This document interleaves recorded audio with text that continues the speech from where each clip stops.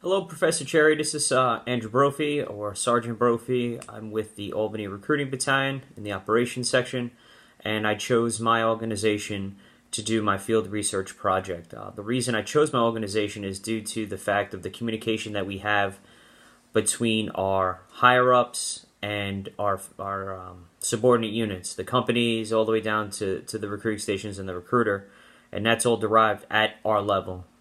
We do morning reports.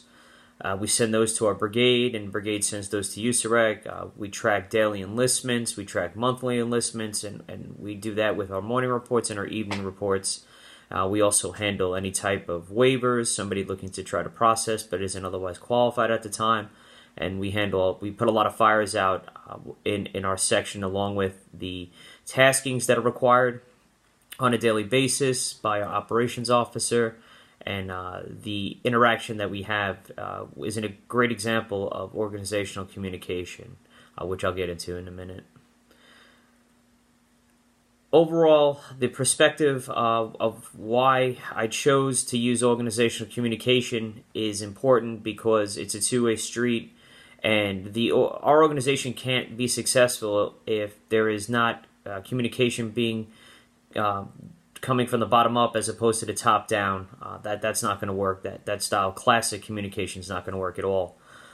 I also chose subcultures in a sense because of sometimes we feel like we might be too big or bigger than what we are, and there are times where we have layers upon layers of redundant work or something that is easy to forget or miss that we should have picked up on.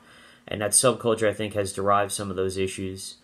And I also use the meta model communication and the 5 steps on communication, and that fit directly in correlation with the Albany Recruiting Battalion. A couple of areas that I did to collect information is one is I used our internal documentation. Obviously, I wasn't able to disclose classified information, but some unclassified information I talked to in regards to the amount of people that we enlist.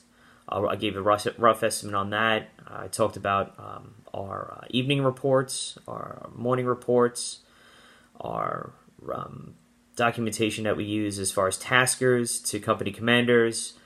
We also talked about email reminders, how to collect these taskers.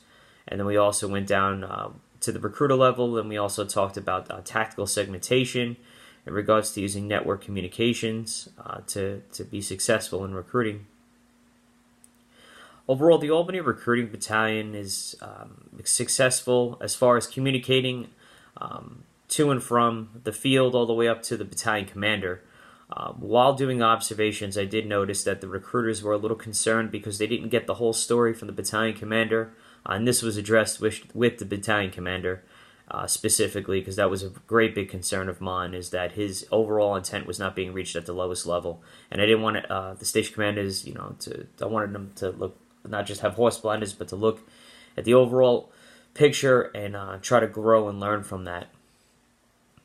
One recommendation I would make with the Albany Battalion would be for the colonel and the battalion sergeant major to go out there in person more, and to get their philosophies out in person with these NCOs.